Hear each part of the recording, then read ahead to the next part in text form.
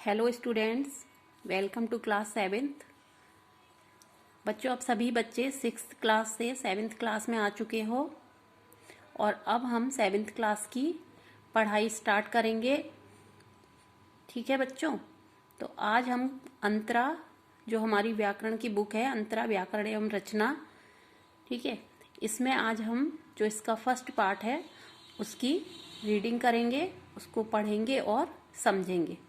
तो सभी बच्चे अपनी अंतरा व्याकरण एवं रचना की किताब को निकालेंगे और उसका जो पार्ट 1 है उसको देखेंगे कि इसमें क्या है।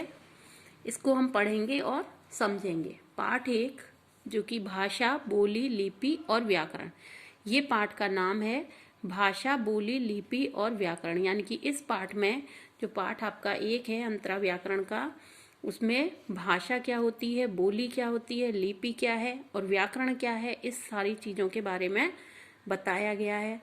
तो सबसे पहले जो है हम वो भाषा के बारे में पढ़ेंगे और समझेंगे। ये आपने पिछली फर्स्ट क्लास से आप लोग पढ़ते हुए आ रहे हैं। फर्स्ट में भी पढ़ा आपने, उसके बाद second, third, fourth, fifth, sixth तक आपने यही चीज़ पढ़ी है।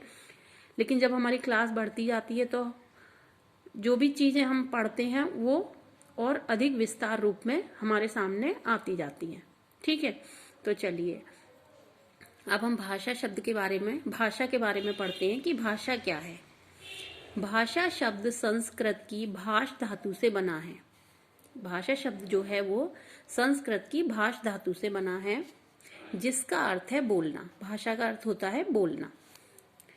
मुंह से निकली सार्थक ध्वनियां जो हमारी बातों को स्पष्ट करने का कार्य करती हैं, वह भाषा है। यह भाषा का मौखिक रूप है। जो मुंह से हम बोलते हैं, पहले तो ये समझ लीजिए कि मुंह से जो सार्थक कुछ ध्वनियां निकलती हैं, ठीक है, और वो क्या करती हैं, वो हमारी बातों को स्पष्ट करती हैं। ठीक है, कि हम किसी से क्या कहना चाह रहे हैं। अभी भी मैं जब आपको पढ़ा रही हूँ तो मेरे मुंह से भी कुछ ध्वनियां निकल रही हैं और उससे ये स्पष्ट हो रहा है कि मैं आपको क्या समझाना चाह रही हूँ, क्या बताना चाह रही हूँ। ठीक है, तो यह भाषा है और यह भाषा का मौखिक रूप है। भाषा के इसी रूप का प्रयोग सभी लोग करते हैं। यह भाषा की अभिव्यक्ति का आरंभिक रूप है। इसको सभी बच्चे अंडरलाइन करेंगे। यह भाषा की अभिव्यक्ति का आरंभिक रूप है। यानी कि जब लोगों ने बोलना शुरू किया था तो ये जो मौखिक रूप है वो सबसे पहला रूप था। यानी कि किसी भी भावों को अभिव्यक्त करने का जो आरंभिक रूप था, क्योंकि पहले लिखित रूप में भाषा नहीं थी, लिखना नहीं जानते थे। ठीक है, वो धीरे धीरे विकास हुआ है हर चीज लिखने का।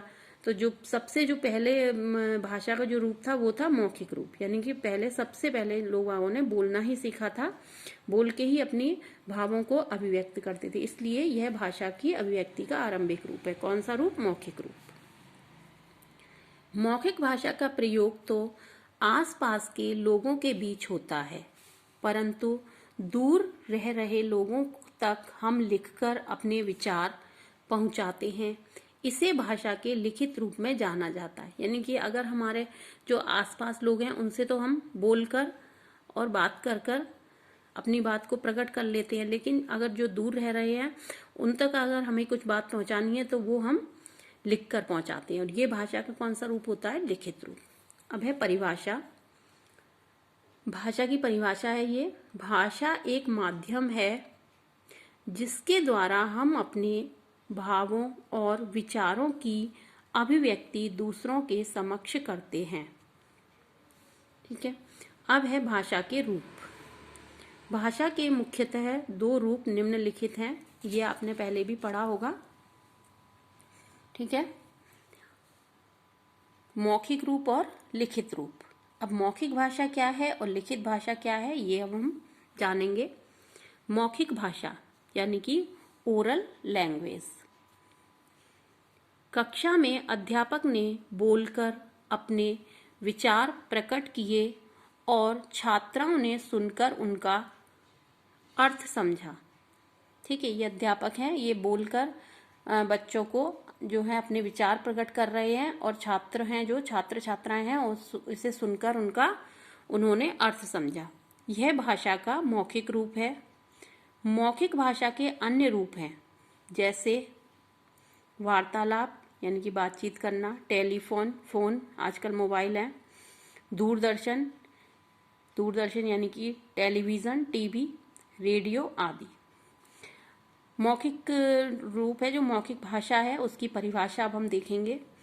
जब कोई मनुष्य किसी दूसरे व्यक्ति के सामने अपने विचार बोलकर प्रकट करता है और दूसरा व्यक्ति सुनकर उन्हें समझता है तो उसे मौखिक भाषा कहते हैं। ठीक है, अब है हमारी लिखित भाषा यानी कि रिटन लैंग्वेज। रेखा ने पत्र लिखकर अपने भाई को दीपावली की शुभकामनाएं भेजी। भाई ने उसके पत्र को पढ़कर समझा। यह भाषा का लिखित रूप है। लिखित भाषा के अन्य रूप हैं, जैसे समाचार पत्र, न्यूज़पेपर, पत्र यानी कि लेटर, पत्रिकाएं, बुक्स, तार आदि। ये सब भाषा के लिखित रूप हैं। अब हम इसकी परिभाषा देख लेते हैं। जब मनुष्य अपने विचारों को लिखकर प्रकट करता है और दूसरे उसे पढ़कर समझते हैं तो उसे लिखित भाषा कहते हैं। एक बार और समझ लीजिए। जब मनुष्य अपने विचारों को लिखकर प्रकट करता है और दूसरे उसे पढ़कर समझते हैं तो उसे लिखित भाषा कहते हैं। ठीक है बच्चों, अब आपको समझ में आ गया होगा कि भाषा क्या होती है। भाषा के जो दो रूप हैं, मौखिक भाषा, लिखित भाषा। तो मौखिक भाषा क्या होती है और लिखित भाषा क्या होती है।